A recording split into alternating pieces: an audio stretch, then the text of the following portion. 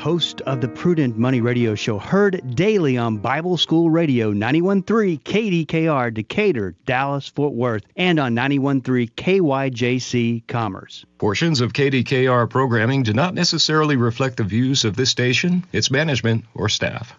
Prudent Money with Bob Brooks is sponsored by the Prudent Money Foundation on 91.3. So how do you get lower amounts of debt paid off? Today we're going to take a look. Stay tuned for Prudent Money.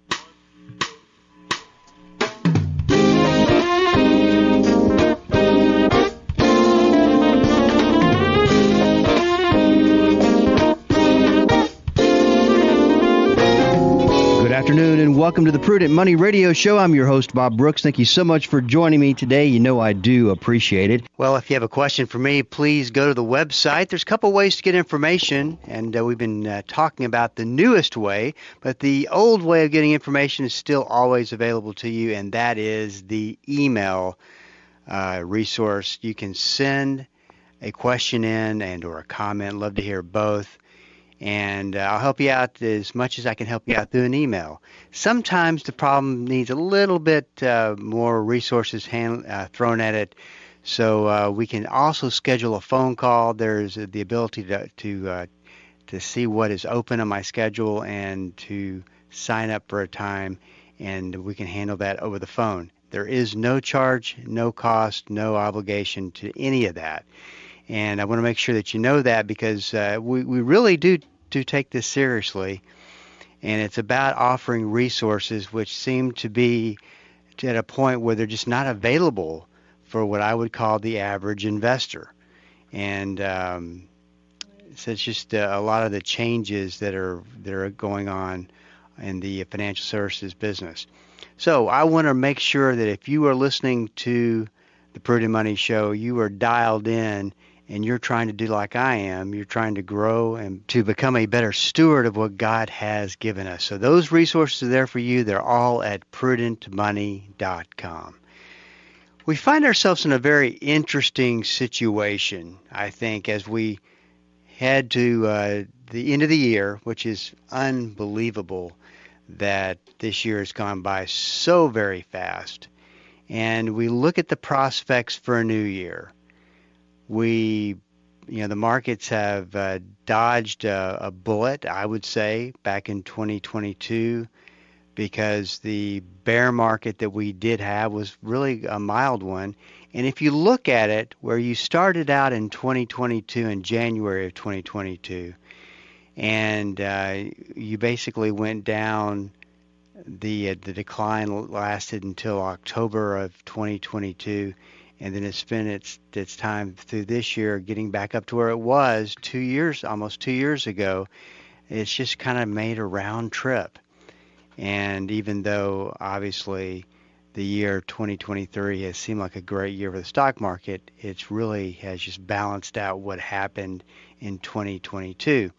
So just a lot of, I've been watching markets for 31, 32 years, and it's just, I find that we're in just kind of a strange situation as to what to expect going into 2024, which is almost hard to say. Obviously, we've got the presidential elections, but we also have a lot of forecasts and predictions that are occurring. And, what's interesting is it's quite the mixture of forecasts, but everybody can share what their experts can share their opinions and share their forecasts, which is just a elaborate word for an opinion.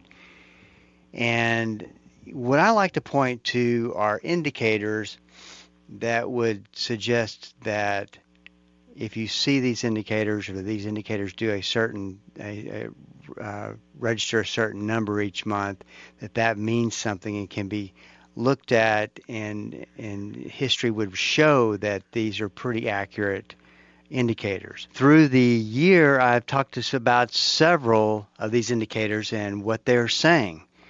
And what's been interesting to me is that these indicators date way back, decades upon decades, that show if this indicator registers this number for this number of months, it's almost guaranteed, history would say 100% chance that we would have a recession. Now, I came across the latest one, which is it has to do with manufacturing. And this one is the ISM Manufacturing New Orders Index. Now, and before we get all locked up here into the fine print and the complicated economic words and all of that kind of thing, I'm not going to take you through how the watch is made. I'm just going to tell you what time it says, if that makes sense, because I don't want to tempt you to change the channel as I go through this. But this one indicator, the ISM Manufacturing New Orders Index, is measured on a scale of 0 to 100, and 50 is obviously the middle point of that range. And any readings above 50 is considered positive. Anything below is considered negative. Well, the latest number to come in on the ISM Manufacturing New Orders Index is 48.3, which is a negative number because it's below 50. Modest contraction is what it would basically say, but that really only tells part of the story, because November marked the 15th consecutive month that the ISM Manufacturing New Orders Index has come in below 50. Likewise, the PMI, another indicator, has also registered its 15th straight month of decline. It's been 40 years since the PMI was in contraction decline territory for 15 consecutive months, and it's never been in contraction for this many consecutive months without a U.S. recession taking place. What's more, the ISM Manufacturing New Orders Index has also, some of the information it's putting out is a precursor to recessions over the past 70 years. Although modest dips below 50 aren't too concerning, and that's, we've had 15 in a row. Some have been just modest declines, but a couple of them have been significant. So listen to this. It says readings below 43.5 have been followed by U.S. recessions without fail for 7 decades.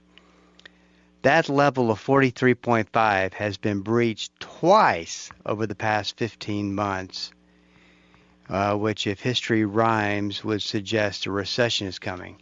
And that's the thing that you've got to remember. And I think Mark Twain has a great saying that that history doesn't repeat, it rhymes. And there's a lot, of course, if you look back over the past 100 years, 150 years, whatever, the long period of time, you'll see a lot of similarities occur between what happens today and what happens then. Cultures are different. Technology obviously has changed the name of the game. There's a lot of things different. But what ties the future, the present, and the past together is a human emotion and reaction. And because if you look at it, greed is greed, fear is fear. I mean, these emotions are the exact same as they were back, hundreds of years ago. That's why I've always marveled at it. It always makes me take a step back every time I hear the study that Crown Financial has put out many, many years ago. But in a comprehensive study of the Bible, they found that money was written about, referenced, or talked about more than any other subject in the Bible. And that just, I can hardly get my arms around that, because if you think of all of the subject matter that's in the Bible that will seemingly be more important than money, and money is the leading subject that's written about or referenced, and it gives a real significance of money. In fact, to me, it says that instruction is in the Bible because God knew that we would struggle with money. And if you think about it, money has a tie-in to everything in our lives. And it brings credibility to that Mark Twain quote of history doesn't repeat, but it rhymes. So I bring up all of this not to be what I call a gloom and doomer. I bring up all of this so that you can take one side of the argument, compare it to the other side of the argument, and you can pray about where you stand, because you may look at it and say, well, I agree with this, but I disagree with this, and I think that the market is going to be in a good place next year. And we all have our theories, and nobody's going to know until at the end of the day when it's all said and done, because once again, as I always say, always remember that it's just an opinion that I have. It's just an opinion. We had David Wright on the program yesterday, and he shared a lot of his opinions, and time will say who was correct or who's not. I don't think it's about being right. I think it's about being informed, and so that you can take a look at where you need to be risk-wise. And he said it always comes back to risk. So one of the things that I would greatly encourage you to do as we round out the year and ring in a brand new year is that you have taken some time to either figure out your risk level and how your investments are invested, and see what you have to do to increase or decrease that risk level, and make sure that you are comfortable and at peace with that risk level. We'll talk a little bit more about this here on the other side of the break. This is Bob Brooks. We are up against a break. Stick around. I'll be right back. Hi, this is Bob Brooks, host of the Prudent Money Radio Show. As we wrap up another year, I would encourage you to consider what is not working for you when it comes to money. More importantly, what is not working for you when it comes to your stewardship relationship with Christ. Through Christmas, God reminds us that there is nothing better than the present. God gives us the gift of the present to do things differently. As we head towards a new year, consider what changes God would have you make with His money. I want to take this opportunity to wish you a very Merry Christmas from the Prudent Money Radio Show, heard here only on Bible School Radio 91.3 KDKR, Decatur, Dallas, Fort Worth. This is Rob Randall, your host and teacher of the Invisible War radio program. The Invisible War is the study of God's Word on how to walk in Christ's victory in the spiritual battles we face against the powers of darkness. Join me every Sunday morning at 9 right here on KDKR and KYJC in Commerce, your station for life. In 1 Corinthians, Paul reminds us to run the race of life to win the prize. Join me, Dr. Erwin Lutzer, for Running to Win. Be strengthened to finish your race with confidence. Weekday mornings at 8 o'clock here on KDKR. Welcome back. This is Bob Brooks, and you are listening to the Prudent Money Radio Show. Thank you so much for joining me today. You know I do appreciate it. If you have a question for me, please go to the website, www.prudentmoney.com. There's two ways to get information. You can send me an email. We can get it answered in that format, or you can sign up on my schedule for the limited amount of time blocks that I have during the week, and we can talk in greater detail over the phone or Zoom and get you helped out that way. Obviously, there's no cost to that. It's just part of what we are doing at Prudent Money to help push out resources to you. One of the things I was talking about before the break was to make sure that you are comfortable with the risk that you're taking, and to make sure that you are that you're comfortable with where you are going into what could be a very interesting year. Not even to mention recession, just the fact that it's a presidential election year, And boy, I mean, the possibilities are endless, and what could happen. So, having said that, it would be interesting to be a year from now and just to wonder what we were talking about. And I think that it will start. Well, the conversation will start out with, "Boy, I did not see that coming." So here's the deal. If you have a financial advisor, make sure that you sit down with that advisor, talk about the risk you're taking, make it a priority to get in at the first of the year and have that conversation, and to feel comfortable about that conversation because, unfortunately, a lot of the financial advisor community doesn't take action and nor worries about what happens in the short term. They just keep you focused on the long term, when I would suggest the short term is just as important when it comes down to risk and managing risk. And that's just my opinion, but that's what I think is the way to go about it. So if you do not have somebody that you can have to look at your investments, make sure that you come to prudentmoney.com and schedule a time on my schedule, and then send me a list of your investments, and we can talk about it over the phone. So there's no excuse for you not to get to get your investments looked at and to make sure that you are not exactly where you need to be from a risk standpoint. This is Bob Brooks, and you are listening to the Prudent Money Radio Show.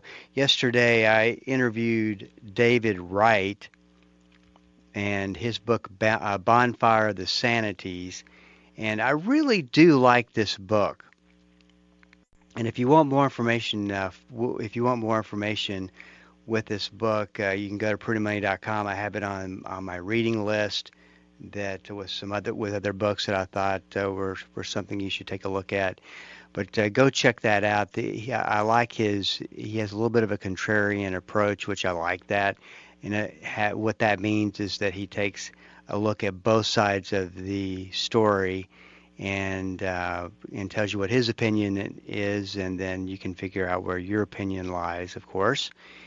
And but anyway, very few writers that I find that write financial books are books that are interesting, and his is very interesting. So it's called Bonfire of the Sanities, and you can find more information about that at prudentmoney.com. One last thought on as we look forward to next year. I think that there is, anytime, it's not uplifting to talk about the probabilities of recession and what that means. But I don't want the takeaway to be a feeling of distress or anxiety or anything, because I think it comes down to this one simple thought. Is that you can face the uncertainty, and that's what creates the anxiety. That's what creates the fear. But you can face the uncertainty with fear, hope, or strategy. And what I'm talking about is not facing it with fear. And we all hope things work out, but as has been said many times before, hope is a horrible investment strategy, or an actual strategy that is built around the possibility of risk that could occur in 2024. And with that strategy, I would suggest that you can have confidence and ability, and of course, with a strong prayer life, you can have that confidence that God wants us to have in what He's doing in our lives. So just keep that in mind as we head into a new year, and I didn't want to leave that most important part out. I've been getting a lot of emails about debt. We talked about one that I never really got to finish the other day, and it was about a $8,000 debt, or credit card debt, and he's looking for better ways to lower interest rates, and even had a company said they would help him do that. what are my options? And what I have found is that banks, credit unions, credit card companies, when it comes to interest and comes to loaning money, that money is available to loan. In fact, we're not seeing just a whole lot of pulling back from institutions and loaning money. But what we are seeing is a situation where they kind of have you sucked in, and then they lay the interest rate on you. This is the interest rate it's going to be. And they are really high consumer rates. Especially got to be careful on automobiles. And it's interesting. In some reports they talk about scarcity, and then in other reports, are you actually going out on a dealer's lot and you see that there's an abundance of cars? Who knows really where the truth lies? But their car dealers are more difficult to deal with today, and they are sitting, pardon the pun, in the driver's seat. And you're looking at, they will sell you a car, but at what rate are you willing to pay at this point?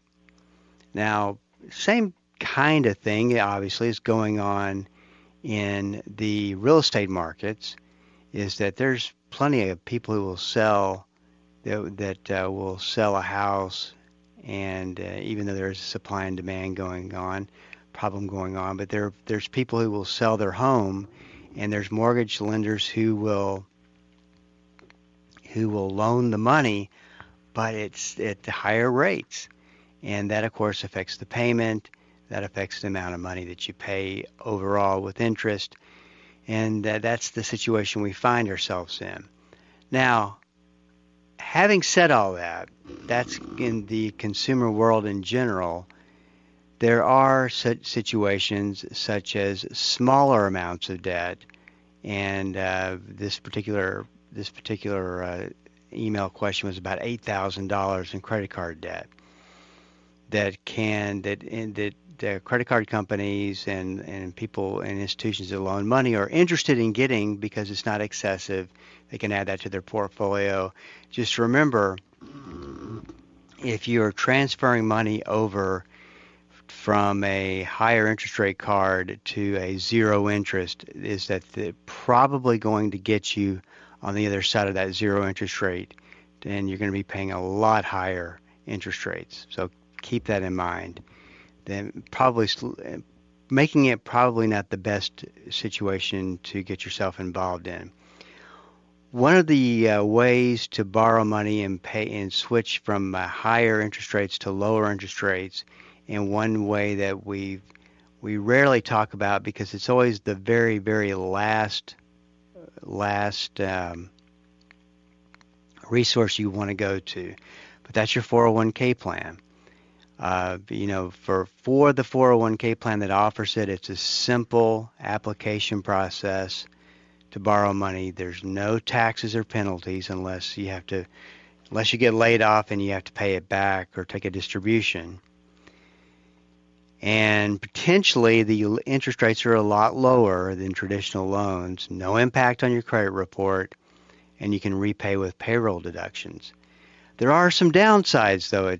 Like I said, the plan must allow loans, and the loans, have limits on what you can borrow, and the strict repayment schedule. But that's no different than anything else.